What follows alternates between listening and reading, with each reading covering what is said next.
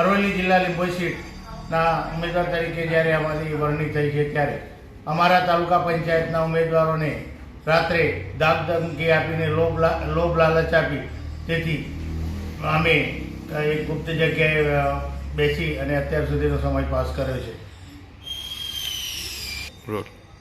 રખિયાલ તાલુકા પંચાયતના સીટના ઉમેદવાર એવા કિરણબેન નવનીતસિંહ મકવાણા મારી બેઠી છે.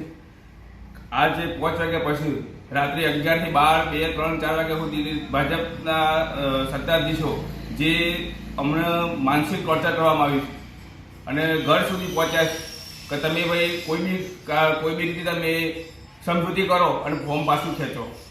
આવી વારંવાર રજૂઆતો એમને માનસિક ડિપ્રેશન પણ આપ્યો છે અમને.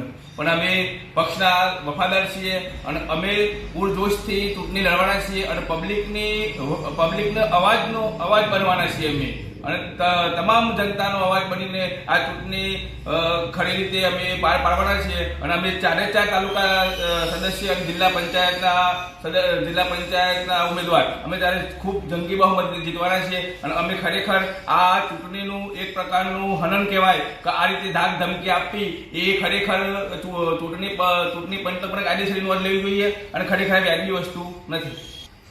અમે ખેડૂતો માટે લડીએ છીએ, અમે યુવાનો માટે લડીએ છીએ અને અમે યુવાનો માટે લડીએ છીએ, અમે ખેડૂતો માટે લડીએ છીએ અને અત્યારના જે રસ્તાઓ જે તૂટી ગયા છે સરકારમાં, કુશાસન સરકારમાં, એના માટે અમે લડીએ છીએ અને અમે બુલંદ છીએ. અમે એક મકસદ લઈને કહે છે કે પબ્લિકને ન્યાય મળે એટલા માટે અમે જિલ્લા પંચાયત, તાલુકા પંચાયતના તમામ જે ઉમેદવારો છે એ સંગઠિત થઈને બેઠા છીએ અને કોઈ અમે આવી વાતોમાં કોઈ ફોસલાવાળા નથી કે ભરમાવાળા નથી. જય હિન્દ, જય કોંગ્રેસ.